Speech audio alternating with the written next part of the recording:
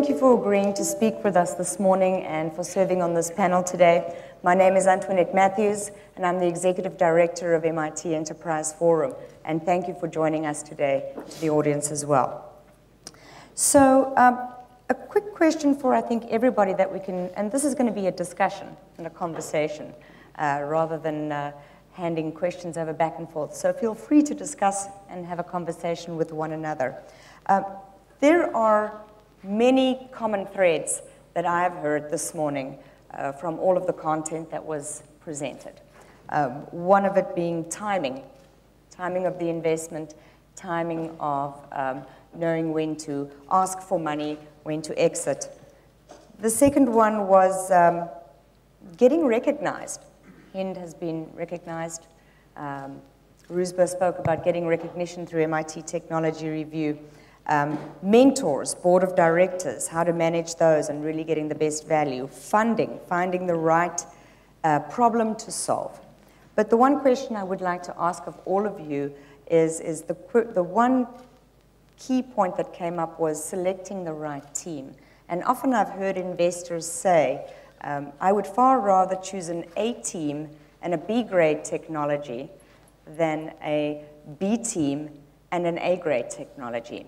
And I was wondering if the panel would like to comment on that, and I'd like to start with Marina. Yes, absolutely, I'm in total agreement. And the reason is because you want people who are smart and capable who can figure out where there's a business. If you have a good team, they will find a business, even if it's not what was originally identified. And if you have a bad team, even if they've identified a great market opportunity, the struggles are just going to be too great for them to overcome them. So I am in complete agreement. The question becomes, how do you tell an A player from a B player? And that's a lot trickier. And so the way we did it was to look at success in whatever terms it was defined in somebody's history. And so it didn't mean that they had already done what we were looking for them to do, because nobody had ever done what we were trying to do. It meant that they had been successful in whatever they had tried to do up until that point. Great, wonderful. Would you like to comment on that, Hussein? I know I asked you this question last night. So I think we have a contrarian view on this. I think you can have a great team, and they can hit a bad market, and no amount of great people are going to be able to overcome the challenges of a bad market. A bad market is a bad market. They'll probably be able to pivot around it and build something else, but you probably won't, your investment won't go as planned. So we spend more of our time worrying about the market than we do about the team. That's not to say that we don't care about the team. We actually care about the team a lot. Now, our litmus test for great people, and I use this just to share, is we look not at the people's backgrounds that we're investing in, we look at who they hire. And what we've consistently found is people who are exceptionally talented, and they may not always come across as exceptionally talented because you don't know. Sometimes they're 20 years old, they look really young. What they're able to do is hire and attract talent that they shouldn't be able to hire and attract. They're punching way above their weight. And when teams hire really good people when founding teams hire people who are even better than themselves, then the next generation of employees are probably even better than those employees. And so if you have a young 20-year-old who's convinced the hotshot Google engineer who's like probably 35 to quit their $300K a year job and join their small little company as the lead engineer, that's super telling for us, right? Because it tells us not only is the founding team really good, but they're able to attract other people. And then this might be because they have really good charisma. This might be because they're just way smarter than us and are able to convince people why there's a market there. But most importantly for us is they're able to do that once or twice. They'll do it consistently. And what we've always found is that teams that are unable to do this tend to hire below themselves, and then the next rank of employees are below them, and the company goes through this kind of downward spiral. And so that's probably the most telling for us, is whether you have a great team or not. Great, thank you. So I have a question. Sorry, can I add to that? Yes. Yeah, so I think it's unanimous that you need great people, even if you have a great market, right? I think the hard question really is, how do you hire great people? That's the real struggle, right? No one is going to say we don't need great people. And I think I have a personal stance on this, and I think there's like stuff that people really are driven by, and then the stuff that's check boxes, right? I think the smartest people fundamentally are driven by two things. One is a mission, right? Like they want something that they're excited about. They want something they believe in. It's the only way we can justify spending 6 years in grad school for no money. right? And then the other thing they care about is working with other really smart people, which is the point that you were trying to make, right?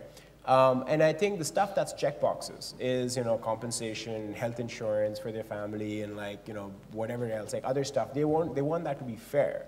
But the thing that will get them to come and leave their $300,000 job and come to your tiny startup for a third of the salary, if even, is going to be those first two things. That's my personal opinion. Fine. Yeah, so I think that beyond hiring great people, there's a role that the manager or the founder plays is about how to get these people excited and which direction to give them. And Marina, you were talking about having the weirdo engineers on board. I have extremely weird designers on board, and for the first year, I think I was a really bad manager because I was not able to cope with their personalities and working schedule and everything, and I realized that maybe they were not the problem, but I was the problem, that I was not able to push them the way that they needed to be pushed. And I think that beyond hiring great people, it's about setting a culture where everyone is comfortable and everyone feels the spark to continue working. So I found Absolutely. that. I totally agree with that. It's really supporting people and helping them to grow and continue to be excited. Very difficult. Yeah. Sorry, and designers are a really interesting breed. I've had this, no, I'm serious. I've had this conversation with the head of design at Google, Irene. I've had this conversation with Keith at Square.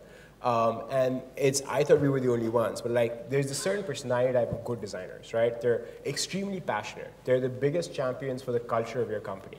Like, they're the ones who are defending, like, this is who we are, this is how we're going to do it. But they're the ones who don't do the POs on time, right? They're the ones who forget to, like, submit the reports. And, like, you just have to accept that. That's what talent comes with. Yeah. Great.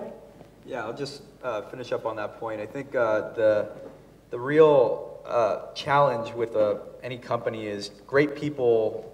We all want great people to join. It's really the timing of the skill sets that you bring on.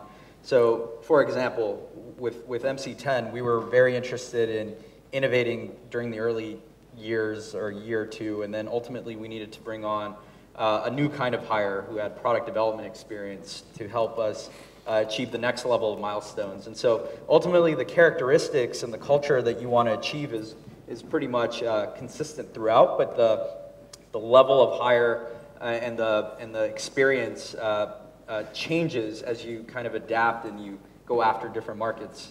For example, if you go after a medical device, you need quality people, quality engineers, as opposed to software, which, those are completely different breeds of individuals that you need to bring to the table at some point, depending on where you are in your maturity.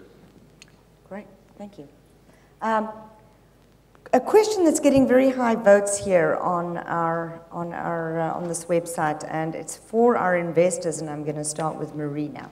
Would you invest in a Greek startup instead of a US-based one? That's quite a... I would absolutely invest in a Greek startup. For me, what's really interesting for an investment is when there's some kind of a discontinuity, a disconnect. And there is a huge disconnect today between the talent pool that's available in Greece and the sort of whole entrepreneurial ecosystem that is in such a fledgling state. So to me, I see opportunity. Whenever there's that kind of a disconnect, that to me rings of opportunity. You've got a well-educated pool that's hungry, that is trying to make this thing happen. There is some capital here already, which is great, but it's certainly not the kind of capital that's available in the United States. And so I think this is a great time to invest in Greece. Can I throw the question over to you as Yeah, well? I mean, I'd be very open-minded to it. Our fund was set up on the premise that there's not a lot of capital in Europe, across Europe, for early stage companies, and most investors don't tend to do the right sets of things by their companies. So we're very open-minded. The question for me is, can a company from Greece turn into an outlier, turn into one of these billion-dollar companies? Because that's really what we're chasing after. There's no intellectual reason why they can't. There are probably a bunch of more structural reasons why it might be a little bit tougher, but we're okay with tough because we can actually help solve some of these things. So the question is can they identify a great idea that can turn into a big company Do they have to bridge back to California? Because generally speaking, no matter where you are in the world, I think you've got to maintain a really strong connection with the center of our industry, which is Silicon Valley. You can be in lots of other places besides Silicon Valley building a company, but I think you have to be in regular dialogue with the players out there. And is this a team that's going to be very comfortable doing those kinds of things? And will be able to hire, not just their first 10 or 20 people in Greece, but will they be able to hire 500 or 1,000 people in Greece over the long run? Is there enough of a talent pool here? Those are kind of the questions that are going through my mind. There's no reason why any of that stuff can't happen, and we've seen plenty of companies develop in lots of other places in the world, and really all it takes is one, right? Because once you have one example, the market then kickstarts, and a bunch of other companies then come out of there. Fantastic. Yeah, I just want to say that the counter argument I heard from a lot of investors in the US is that they like to be close to the companies they invest in, and so they'd like to actually drive, go meet the team, do brainstorming sessions together. And so as a company that's based in the Middle East, today there are lots of funds in the Middle East, so it wasn't that hard to raise funding, but I guess it would be more difficult to raise funds outside of the Middle East, and I don't know what you have to say about this. Yeah, I think generally that's true. The earlier you invest, the closer you want to be to your investments, because they will end up calling you for help and advice. I mean, believe me, it's wonderful to write a check to someone and for them to just go away and come back and give you 100 times their money. And that's a great feeling if you can get it off. But generally speaking, that doesn't happen. What happens is there's always something that's going wrong inside the company. Or sometimes things are going right, but they need kind of a sounding board. And one of the first people that they call is their investors and their advisors and their mentors. And if you're very, very far away from them, it's really hard to be able to do that kind of work. This is, I think, the reason why most US firms tend not to do stuff overseas, because it's just structurally really hard. Yeah. Plus, if all the really great companies are in your backyard, why would you bother traveling? They're going to come to you anyway. Mm-hmm. And I think part of our job as investors here is we're actively working as a bridge, right? So our job is to write the check so the companies look like they're in really good shape, so that when they do go to the US and they're clearly looking like they're heading in the right direction, they've knocked out all that early stage risk. It's much easier for someone to write a check and be comfortable that they're actually farther away. That's great. I'm going to change direction a little bit and throw the next question over to Ken. How did you manage to go through all the difficulties from idea to prototype in 4 months? And I'm going to rope you into that question too. So that's during the competition, I guess. And to be fair, we were thrown into a lab and we had access to anything we would want. So it was sponsored by Qatar Foundation, and so budget was not a problem. The real difficulty was knowing what you want and asking for what you want, which is a great problem to have, but then you needed to think really quickly. And for me, it was about establishing the priorities of what I wanted to get done and what I wanted to prove in these 4 weeks. And it was having a circuit that measures the heart rate from the temples, and I structured everything around it. So I found experts in the universities who would help me build the circuit. I found a prototyping facility in another university that would help me manufacture the circuit and solder it. And then with the Dutch designers, we could not find any 3D printing facility in Doha, so we started looking online. And so really it was about thinking outside of the box and getting as creative as possible, because when you have a lot of money and no time, that's when you need to get really creative. And this is something I also learned running a startup in Beirut. So I don't have all the money I want right now, but I still need to get really, really creative in how to allocate the different resources to make things happen. And so it's about finding facilities online, having a point of contact in one country that might make things 10 times faster. So we had one engineer who would actually get the boards in France, solder them, and send them back to us. And we saved so much on soldering time and duty fees and shipping fees. And so it's just about getting creative and building a structure that would help you wherever you are. And that was almost a similar question over here, which is, Ruz, how did you quickly bridge the gap from startup to manufacturing the sentence? A similar question. Yeah, it was anything but quick. It took a number of years of development in the lab, in the university lab setting, to get our stretchable electronics to not just work, but also just having them to be reliable. And I think that's just an inherent challenge in any hardware-driven, materials-driven startup company, such as Hind and my company, MC10. I think you need much more startup capital to get something off the ground, to be able to develop it in such a way that it can not only support the type of use cases which have to be defined clearly, but also firmware, software engineering that has to ride on top of the hardware that you're developing. It took us, once we founded MC10, about 2 years to get it to that level of maturity. And so it definitely required a lot of engineering time to get it from something that you have in the lab setting to something that actually you could put in the hand of customers. A common theme I'm hearing here, though, is the private sector working with universities. That's obviously a key component here. You started through the technology licensing office. Mm-hmm. You worked with the university. Mm-hmm. You were in the media lab. Possibly, what is your comment on Greece around that? Well, look, anywhere, I mean, certainly the environment, even in the United States, is much more friendly to startups. You know, people talk about it, people aspire to be an entrepreneur, but the reality on the ground is when you're doing a startup is you're facing hurdles everywhere you turn.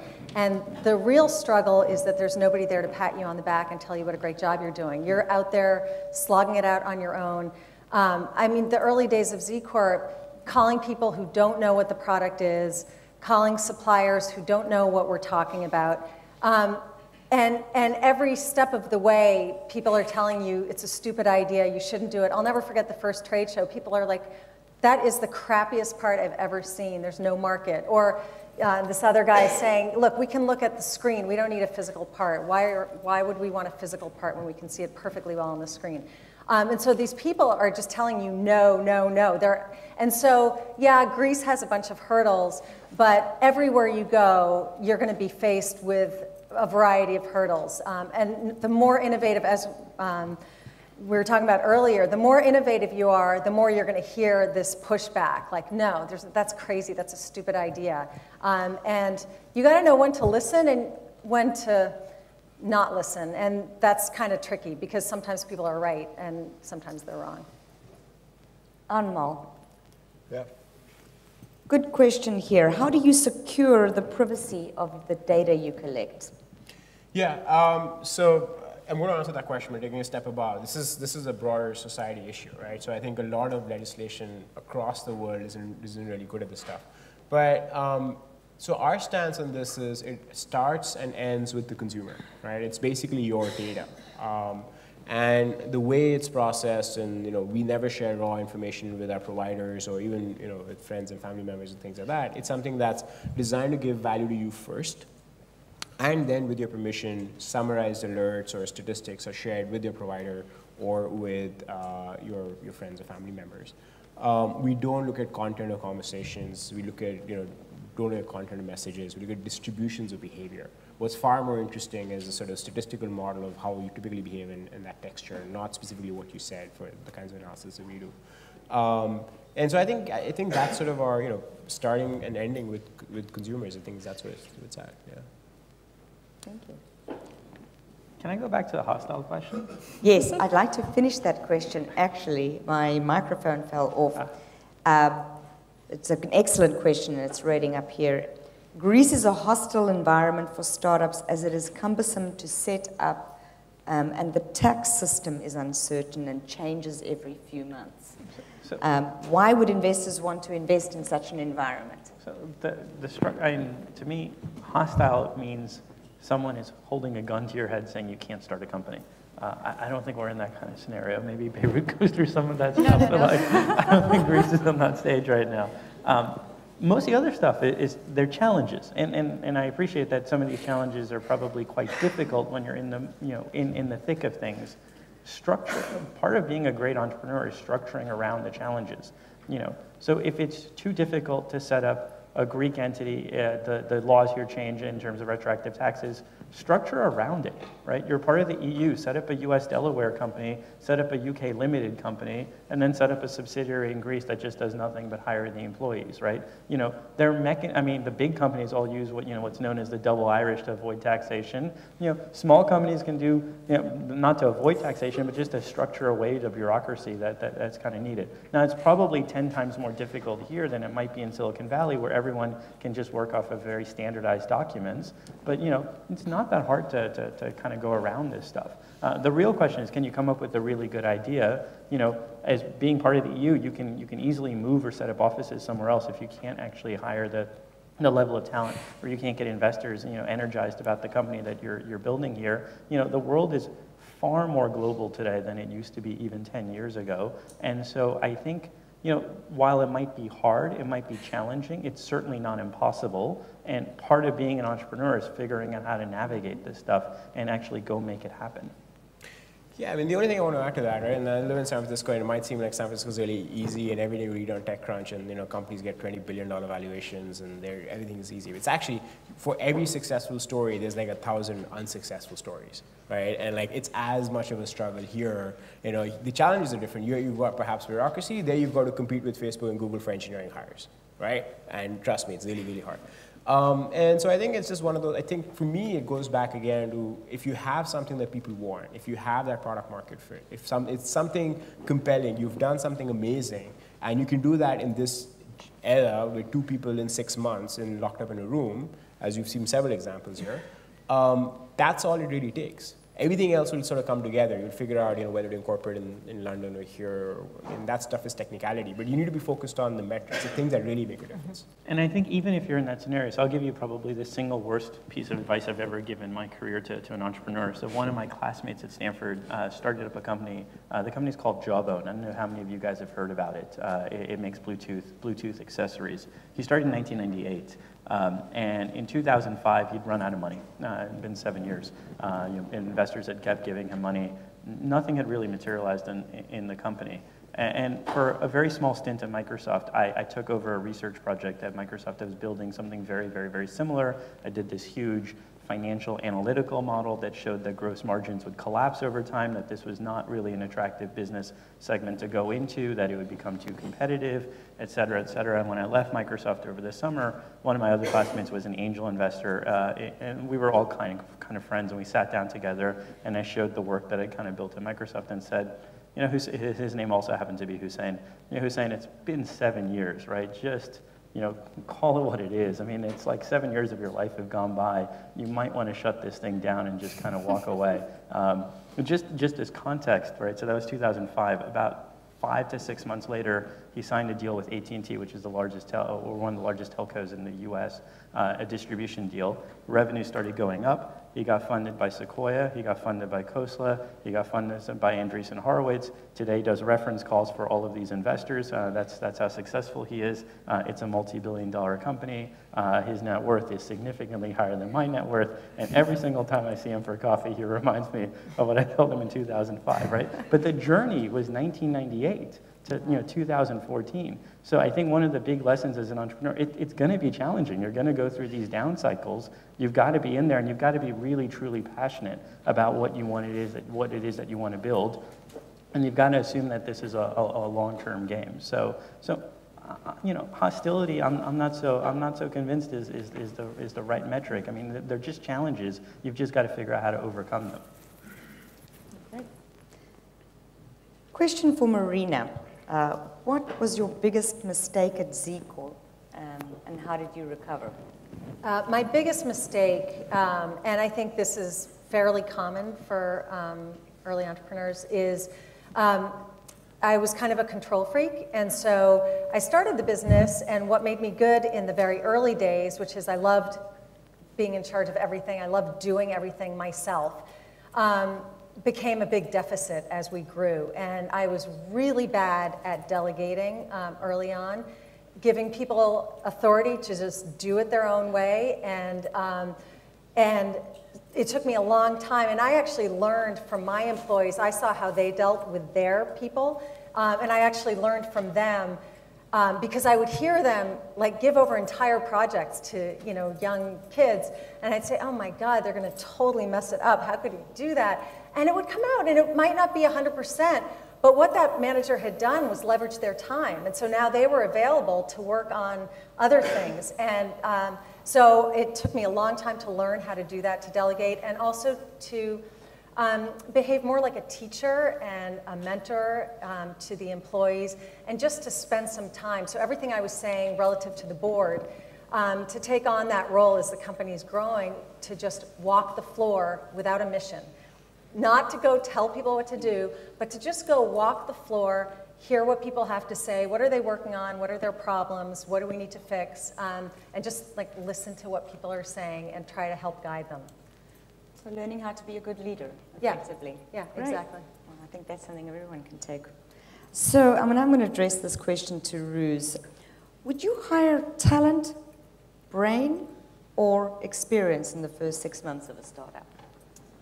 I think the first 6 months, I'd go with talent and just fit with the personalities and the people who are on board. I think experience, we definitely have a lot of hires that have come to MC10 over the years, but to really establish that initial DNA was really critical for us to build upon the concepts, figure out what markets we wanted to go after, and just having people who, being in a place like Boston, it's not hard to find talented people, but making that fit happen is very challenging.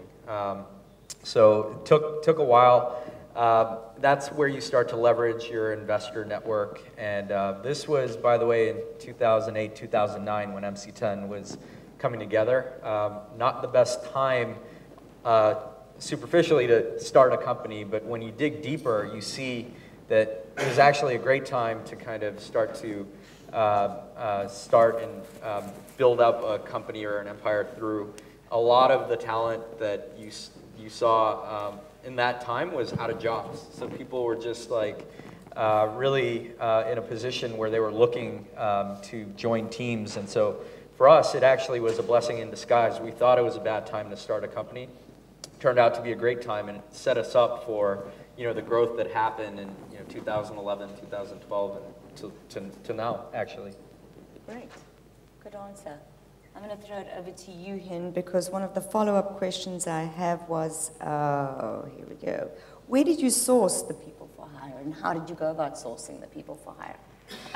So the first people I wanted to hire were designers and engineers. And so I went to every electronics hacking website and emailed the people that were actually posting reviews about electronic stuff. And that's how I actually found our first electronic engineer. And then for designers, I spent a lot of time looking for people who have designed sunglasses. And I ended up finding a designer in Lebanon who designed the sunglasses for Nike. And so that was a perfect fit, but I focused a lot on the project. I think today I look for people that have worked with some of my friends, that have worked with some of my colleagues, that were referred by other friends. I find job posting very inefficient, especially in a market like Lebanon where people just want to apply to anything, anywhere, and having friends refer other friends has been a great tool for me. Question that's come up that is getting higher and higher votes here is, would you invest in and I'm imagining this could be for all of you, but specifically for our investors in this audience. And the question is, would you invest in a pill dispenser that works with a timer and basically provides someone's pills at a specific time during the day? So there's actually an Israeli who I met about 5 years ago, and I've been mentoring him, who has a product like this. It's a very difficult market to reach, but adherence is a really important. There's a lot of dollars in adherence, and so it's an interesting opportunity, but he's been slogging it out. It's a tough market to reach, and you got to figure out who's willing to pay for it. Two examples. So half of drugs that are prescribed are never taken. So this is really big. If you can just push that up by 10% or 20%, it's like $9–10 billion worth of market. Two companies that I think are interesting, Vitality, Glow Caps, David Rose out of MIT, and the other one's PillPack, Elliot out of MIT as well. So, you know, probably people you can get introduced to some of us if you want to talk to them. There's also companies like Proteus, which you ingest a pill and there's a radio chip that transmits as soon as the pill gets ingested to an external device. So I think I completely agree. Compliance is a big issue. How you go about doing it, whether or not you ingest or you have some type of pill cap, I think these are the questions, and there's a lot of money being thrown around by pharmaceutical companies who want to tackle it, but it's still early days, and I think Proteus is one of the early companies in this area as well. Although they've raised like $150 million. A lot of money. Yeah, it's really, really hard what they're doing. They're putting chips inside pills. Yep. Hussein, what new markets are currently catching the eye of Hoxton? So that's a really, I mean, we get asked this a lot, and the truth is, we don't know. It's a very honest answer. We're really, really, really bad about predicting the future. We're not futurists, and we're certainly not entrepreneurs, not anymore. We tend to listen more than anything else, and the question that we often ask our companies that we invest in, actually all of our companies, is, you know, what's changed in the market that allows your business to form today that, you know, it couldn't have been formed, you know, 2-3 years ago. And you know, the nice thing about being kind of a clueless investor but a fast learner is that we're actually pretty quick about coming up to speed about what's structurally changing in the industry, even though we don't know. So I think, you know, general, very high-level themes that are not going to be particularly helpful, but you know, the world's all going mobile. We're in an increasing connected world. There's a lot of quantified health, as you can tell from just the other panelists. You know, but it's very difficult to have much more precise, because we're not on the front lines figuring this stuff out, right? We're, by definition, the dumb guys around the room. Question, and I think this is for everyone. Would you put up with a talented partner that is extremely negative? I'm throwing it out here. So, negative, I don't know how you define negative, but I'll give you an example. So my co-founder and I, and we started working in the startup, and that was sort of a real relationship working together. We're actually very different personalities. And the first 3 months, it was weird because he is he wants to embrace and talk and share his feelings and do all these things. And I'm like, I don't want to use a sentence unless you're communicating information, right? And when you're in that early stage and you're in all the meetings together, you take these 6-hour flights where you sit next to each other, you sleep in the same hotel room because you're trying to save money, you fly back. At some point, like, you have to establish, like, you know, so there's different personalities are, you know, it takes a while to get work together. But the beauty of that is there's some problems that he's exceptionally good at solving, and there are other problems which I'm exceptionally good at solving. So if you need a really hard, deep, break-to-the-wall technical issue, or like, you know, that's when you throw me. If you need someone to sit down with an employee and be like, hey, how are you feeling? Are you excited about your work? You throw Karan at that, right? Like, he'll probably do it better than I do. And we've gotten better in our respective weaknesses. So I think the question you've got to ask yourself is, how do you take that complementary skill set and instead of it being a liability, make it an asset that really strengthens the entire team? Yeah, I agree. I think there's a magic that I saw at Z Corp where the team is a group of people who, frankly, I would never hang out and have a beer with, but somehow each person is bringing such a unique set of capabilities to the table that somehow together we're creating something that's so much bigger than adding up each of our capabilities. And it's really amazing when you see that work where there's this profound respect for what the other team members bring, because you recognize that you couldn't do what they do in a million years. And once that forms and builds, it's really amazing. But if by negative you mean more like this stinks, you know, the world is ending, I think it's very hard to overcome that. Yeah, I would say the same thing. I said difficult is probably okay because that's just one of the quirks of our industry. A lot of exceptionally talented people can be really difficult because they know they're talented and they can kind of they take advantage of that. A lot of people in our industry are eccentric, probably myself included, and so you just end up catering. We don't fit right in terms of normal companies, but we actually probably do quite well inside of young companies. But cynicism or negativity is very, very hard to overcome. I think, you know, it's super important in a startup to both be naive and to both be optimistic, because you have to overcome all these things. And if there's someone around the table who's always finding reasons for why not to do something instead of figuring out ways to overcome them, they're just going to bring the overall culture down. To be fair, that person's probably way more equipped to be an investor than an entrepreneur, because I think investors, by definition, are very pessimistic of why things are not going to work. But entrepreneurs and the teams that are around entrepreneurs have to be optimistic. They have to overcome these things, and you can't have a sourpuss on the team. Marina, a question for you. Can you give an example of the type of company or product that is ripe for adapting as a niche market in Greece that has proven successful on the broader stage? Okay, so I have a bone to pick. When I come to Greece in the summer, I want to, this is so simple. Why can I not buy my boat ticket online, change my reservation because my plans changed, and actually, I'm not going to take the boat, I'm going to take the airplane, I want to return my ticket online.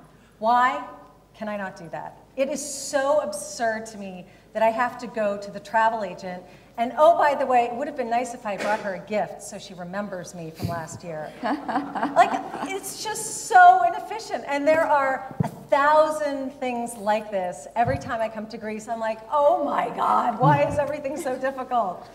And so that's just one very obvious one. All right, well, that's a fair statement. Anmol, question over to you. Who monitors health data? Consumer or provider or both? Sorry? Who monitors health data? Who acts on health data, you mean? What do you mean monitors? I think, could the person that asked this question please clarify? What would be the three things, the three factors a Greek startup should have in order to be investable, to get money from a VC or an angel from Silicon Valley or Boston or anywhere else in the world, and maybe not just invest in, or maybe not limited to the investors of the panel, strategic partnerships. So those who don't invest of you, how should a Greek startup be structured and offer in order to be? So shall I repeat Right. the question? What are the three factors that Greek entrepreneurs need in order to be investable? That was the first part of the question. I'm opening up the floor. So I would say, number one, you want some kind of a team together. Number two, you want some kind of market validation.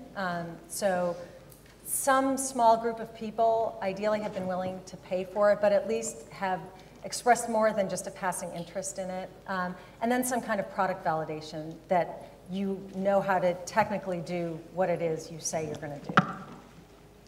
Anybody else like to comment on that? Yeah, so let me see if I can come up with three. I can come up with two for sure. So I think I said I'm the dumb person in the room, right? So I think the Greek market's probably too small. That's my conjecture. So I think you'd have to show people that you're building a product or service that's more global.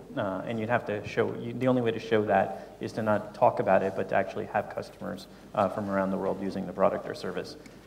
I think given that the Greek market is pretty nascent from an investment perspective, I think the bar for the startups goes up as a result.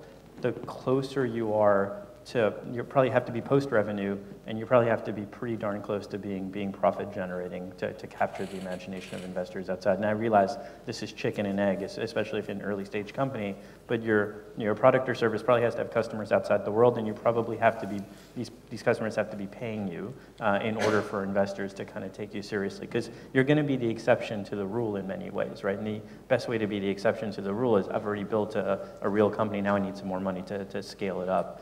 And I would say the third is probably you need partners, mentors, people around you, whether it's people around the company or people around the founders who are connected in other markets.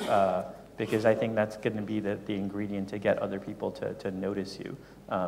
I think this is what happens in the early days of a market is the bar is just much higher for these kinds of startups. And the one thing that might override all of this stuff is if the growth rate is just phenomenally high and demonstrably phenomenally high. And then I think it's much easier to raise money. And I think, again, the bar just goes up because we're in a nascent new market. Yeah, I believe the follow-up question was the strategic partners. And perhaps we can ask our entrepreneurs on the panel.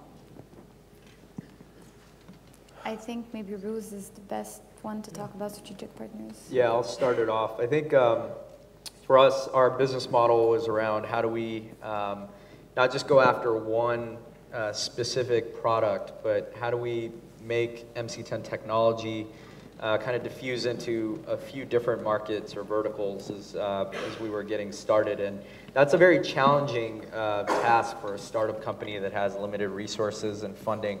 But what we did was we partnered up with a few chosen select partners and were able to kind of co-develop where we owned a lot of the hardware and brought the hardware to the table and gave that specific partner exclusivity within that field of use. And so that was just good enough for them to sign up as, distribution, sales, marketing kind of arm of the operation, but gave us enough freedom to go after other areas.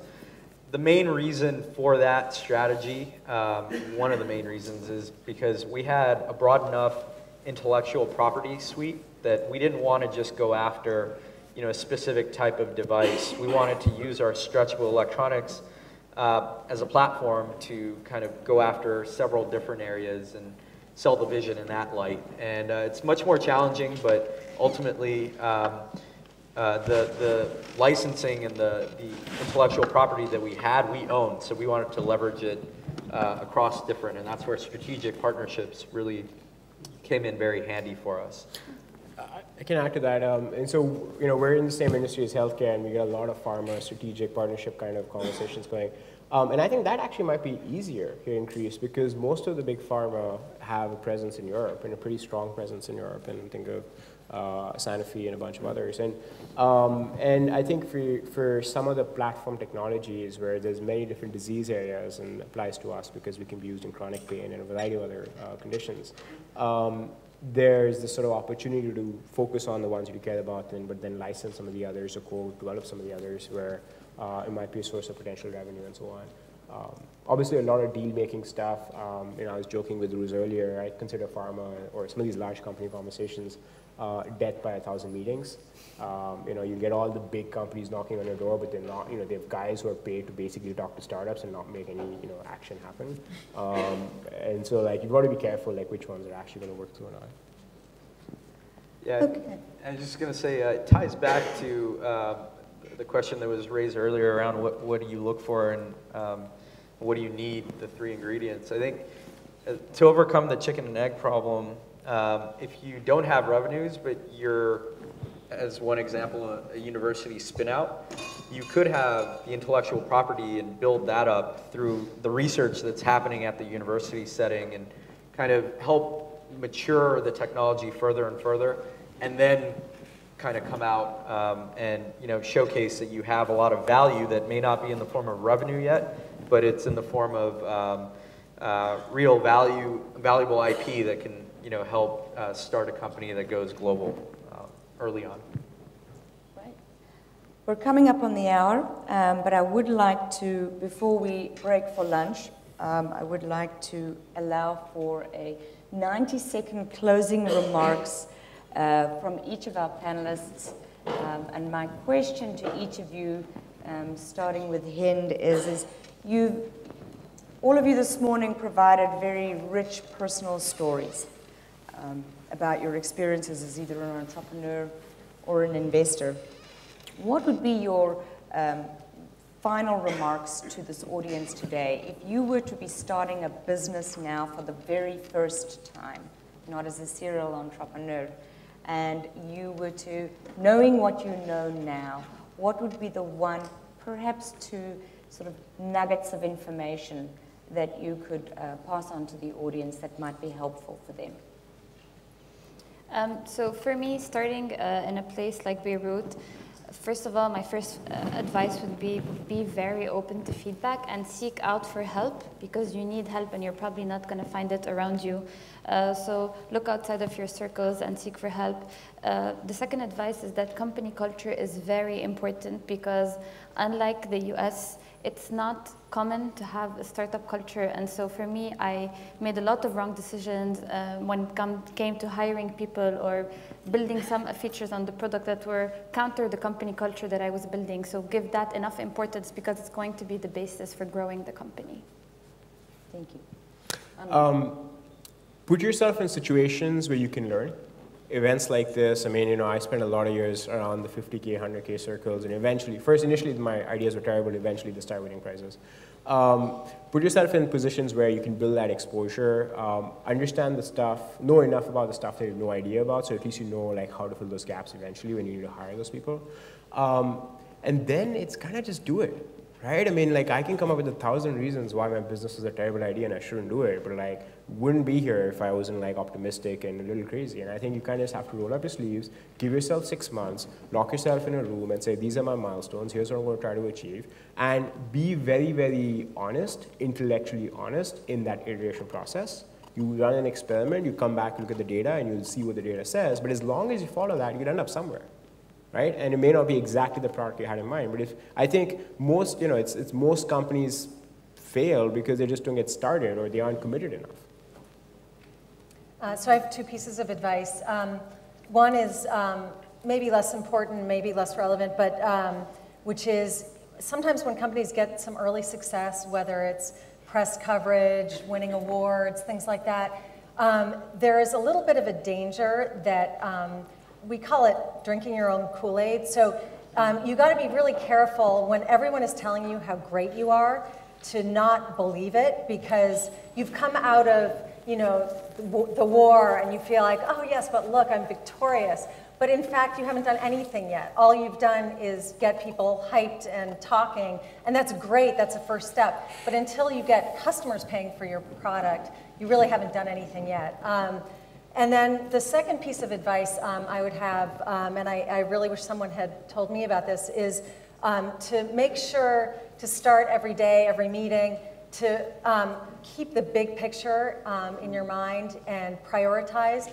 So I think I tended to have 20 things I wanted to do, and I would sort of allocate my time, my energy, my passion equally among those 20 things, as opposed to saying, if I only do this number 1 thing, we will do fine, and don't worry about the other 19. And always keeping an eye on the most important thing and letting the other things fall away. Great. Yeah, I think there's a lot of positive output that you can get from just having mentors around, as well as leveraging the fact that the world's so connected now. So just as an example for us, we're in Boston, but we leverage ID designers, so industrial designers who are in California. And when you look at the globe, California, distance from California to Boston is about the same as Boston to Europe. We were able to, you know, pinpoint specific geographies where you could bring in resources to help. And yeah, there's distance, but ultimately, if you need to outsource certain aspects of your business, this is the time in the world where technology allows that to happen in such a way that you can bridge the gaps that exist between what you have at your disposal here and places elsewhere. And so we've done it, and you know, we've had funding, but we still leverage other places in the world, California and others, where you know, we bring the missing skills or outsource to help bridge, and that's really taken us a long way. And if the markets aren't big enough here, there's still, and you know, if you need more talent, you can always seek that out in other places and bring it in. Great. What's saying? So, I mean, I think it's hard for an investor to figure out how to build companies, because I think we get trained to be much more cynical. We try and find reasons not to do an investment and find the holes. And the good entrepreneurs I know have all been very optimistic. But the one lesson I think I would give back to everybody is don't be scared. And I think I think when you're building one of these companies, there are lots of things that you can tell yourself, I shouldn't hire that person because there's no reason he's going to come or she's going to quit her job and join my little company. I don't think I can approach that advisor or that mentor or that investor because I'm not quite in the same league, right? I don't think I have the confidence to go do this big strategic deal with this big technology company because, it's a big technology company, I'm a little technology company. And it's very easy, I think, to talk yourself out of doing things for very, very, very rational reasons. And I think the advice I would give to all younger folks, or all folks who are starting up a business for the first time or for the second time, is throw all of that away. The only way you're going to learn a lot of these things and to find out what you can and cannot do is by actually doing them. And oftentimes you'll find yourself very positively surprised. So that little voice inside of your head that's telling you not to do something may not always be something worthwhile listening to, because the only way you're going to learn is actually ignoring it and actually trying. And I think successful serial entrepreneurs who understand where the push points are oftentimes realize that some of this stuff is actually much easier the second time around and don't hold themselves back in the same way. Well, I'd like to thank all of you, and please join me in welcoming and thanking all of the panelists that joined us this morning.